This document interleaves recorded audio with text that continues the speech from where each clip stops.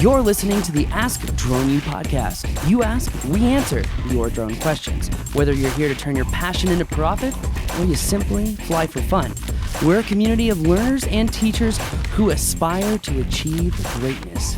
We are Drone U. Hey everyone, and welcome to another awesome episode of Ask a Drone U. My name is Paul, as always. And my name is Rob, as always. Grateful to be sitting here hanging out with you, and man, so thankful that you would spend a few minutes of your day with us. We really appreciate it. And today's question is pretty interesting. It's one that we've not had before, which I think is kind of cool. And by the way, we'd love to hear from you. AskDroneU.com. Get your questions in. AskDroneU.com. We did this show for you guys, and that means questions from you in order to give back to you. And so whatever's on your mind, let us know. We want to hear from you. This is actually a very relevant, good question. I'm surprised that this particular one has not come up before.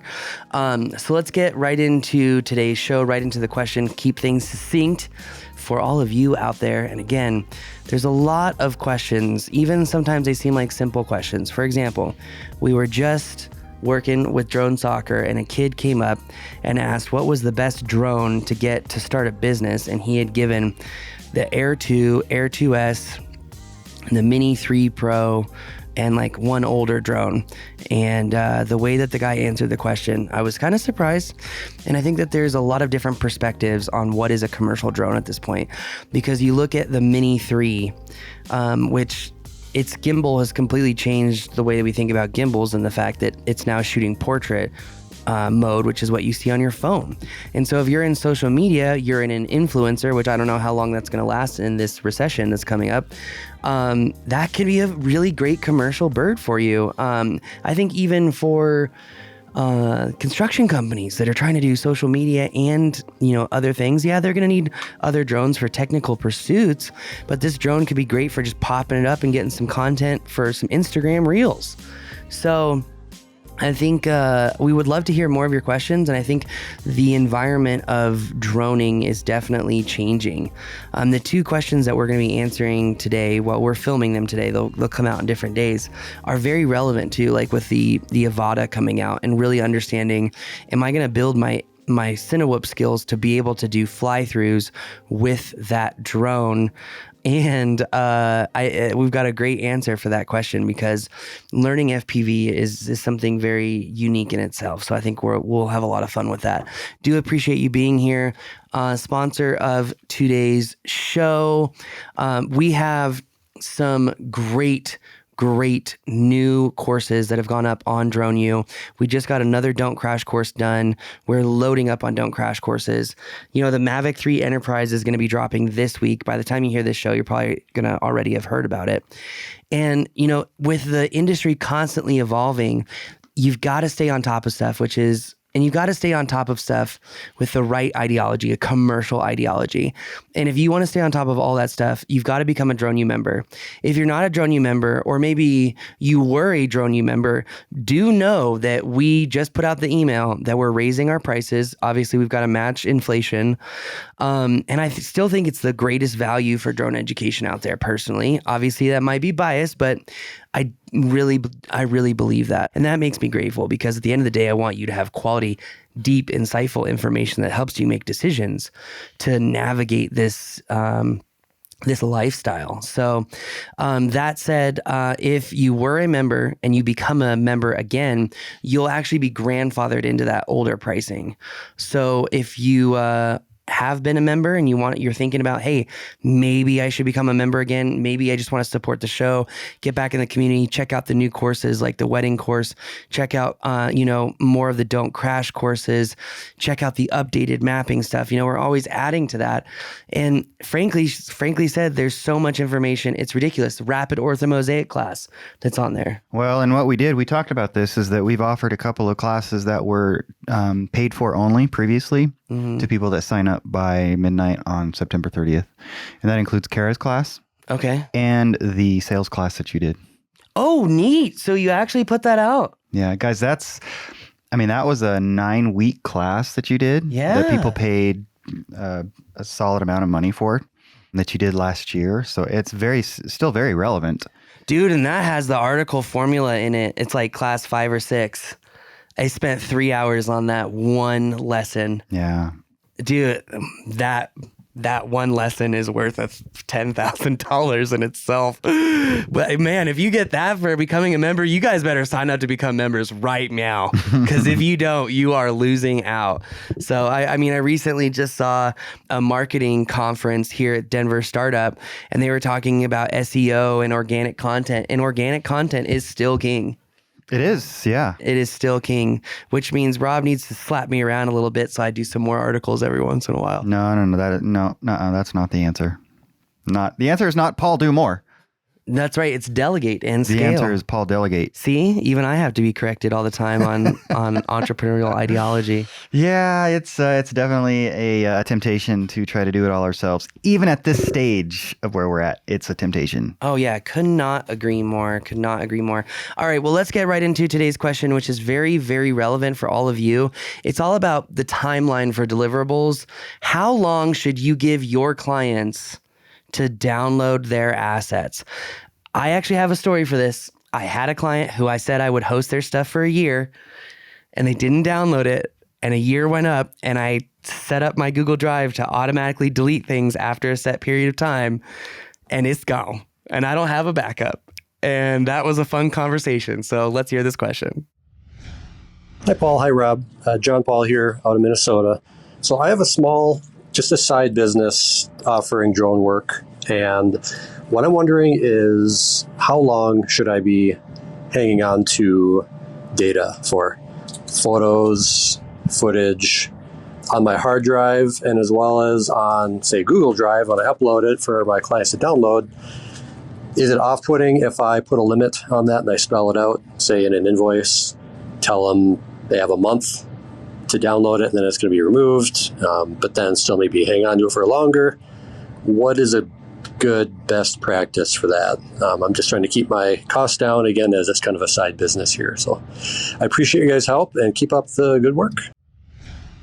Man, John, that is actually a really great question. And even though it affects everybody pretty much that's doing what you do, I bet most people are not even considering that element, at least not seriously enough in terms of sort of the overall cost and relative profitability of their business, because it's not free to store that stuff. No, right? It's not.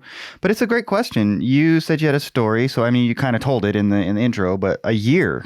Yeah, is that what you tell people, or what do you say? Well, let me give some context here, because Vic here used to use a service that after 30 days, the link would expire to even download everything, and it would be wiped off of his online cloud storage space, which I thought was really cool.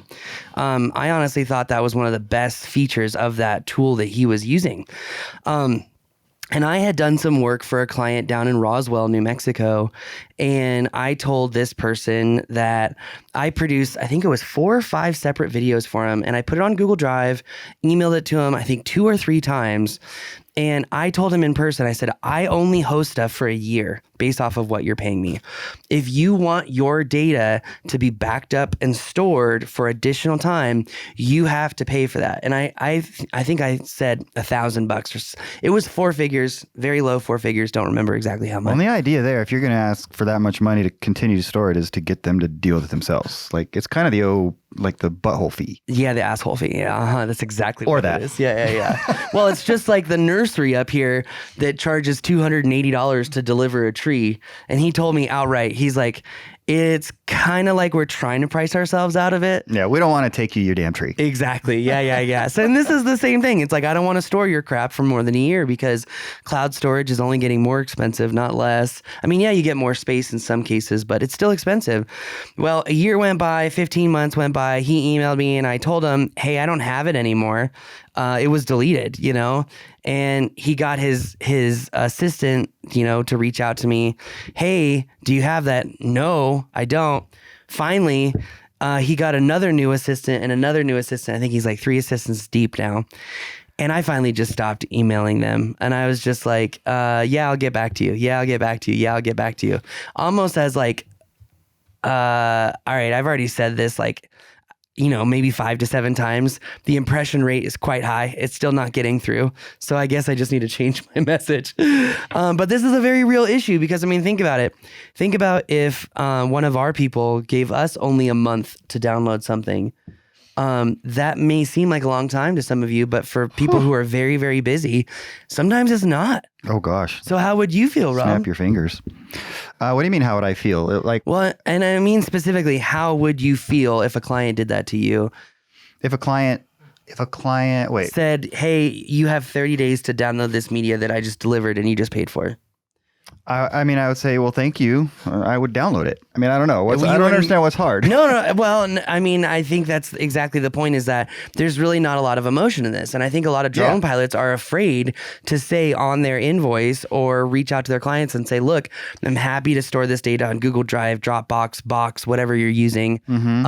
But I'm only going to do it for 30 days, 60 days. I think a lot of people don't want to enforce that rule because they're afraid of having a client relationship break down. Yeah. And I think that that's where it's going to take a little bit of discernment on when you enforce and when you don't. I mean, I had actually deleted all that content. So there was no option other than enforcement. So for me, it was kind of like, I would love to sell you this content again, but I don't even have it. Like I dumped it. So, because I had an issue where I was just storing too much data and it was getting really expensive. And it's an issue. I mean, and particularly those kinds of videos that you're doing, they take up a lot of space, as we know. I'm not telling you guys anything you don't know. And John, what really stuck out to me is you said, is it or would it be off-putting? And that makes me think of something else that I won't bring up here. It's kind of funny. It doesn't matter. No, well, sorry.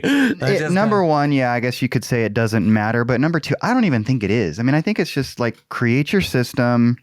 I would say to incorporate into your system some reminder emails. So you can document, look, this email went out, or 3 emails went out. I don't know, let's say you give 6 months, and I don't know what the magic number is a year, magic, whatever. Like you said, Vic would use 30 days, which that seems pretty short to me. But if that's your system, that's your system. And I guarantee you'll start to train your clients accordingly. And I don't know, I mean, you could buy drives and store them off site, or I don't know. Would you do that? Would you consider? I did do that, and it was very expensive. I think the solution is to offer a pricing table and say, everyone offers their packages, and few people think about the time to actually store the data. I would put a disclaimer on every invoice and just say, look, your data will be stored in the cloud for you to download for, let's say, 60 days. Past that 60-day period, up until 90 days. If you don't remove it, there is a grace period. We'll charge you $100 so you can download it again. After 90 days, it's gone. Yeah. You can't do anything about it. You can think about setting up, backup protocols and whatnot of like, well, you can have 60 days to download it. And from 61 days to 120, if you still want your data, it's going to be a $250 charge, or have some sort of pricing table. Some people will, because they've had their data stolen or lost, some people will say, you know what, I'm going to spend the extra $400. You store my stuff for a year. Yeah, or you could even make suggestions. We suggest these options as great options for you to store your data. Yeah. Give them some help, because a lot of these folks, they might, they don't necessarily work in the digital world like you do or like we do.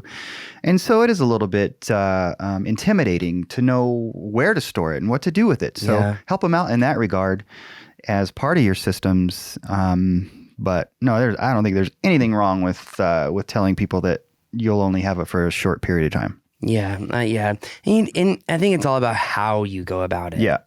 Because if you're like, look, Rob, you can only get it for 30 days. What do you expect from me? Right? Yeah, sure. No one's going to respond positively to that and say, yeah. Well, Rob, after, multiple attempts to make sure that you got that data, I tried to go out of my way to ensure that I communicated with you. Because I know that we're all human and sometimes we get caught up in things. Unfortunately, I have a business to run and my clients don't pay for storage. And so if I keep storing things, I'm going to run up bills that eat into my margins and I can't live anymore. So, I mean, you understand why I have these policies and systems, right? It's all about how. It's just all about how. So it usually is. If you need a lesson in how to speak to your clients, there are about 1,300 episodes where you can watch Paul learning from Rob on exactly how to do that. We're all learning. Life is a learning curve. On that bombshell, that's going to do it for us today. My name is Paul. I'm Rob. This is Ask Drone U.